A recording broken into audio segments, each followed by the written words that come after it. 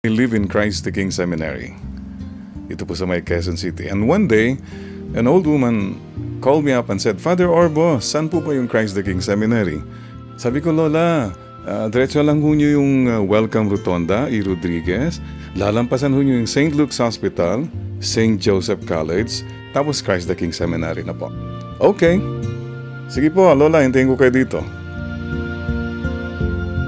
2 oras na po ang dumadaan, wala pa siya. So, sabi ko, ano kaya nangyari? Maya-maya may tumawag na galit na yung lola. Sabi niya, Father Orbo, saan ba yung Christ the King Seminary? Sabi ko, Lola, nasaan na ho ba kayo?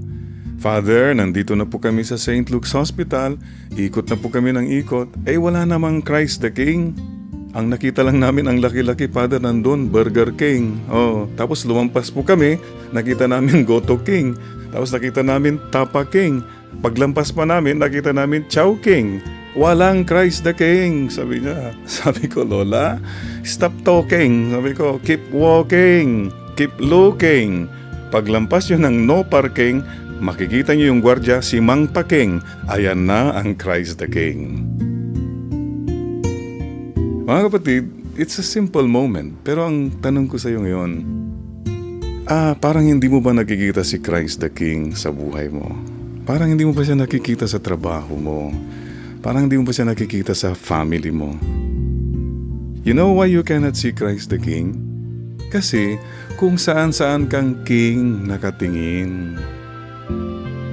Kung ang king mo pera, ay wala talaga si Christ the King. You just disregard Christ the King. Yun po, kung bisyo mo, ang king mo, wala talaga si Christ the King.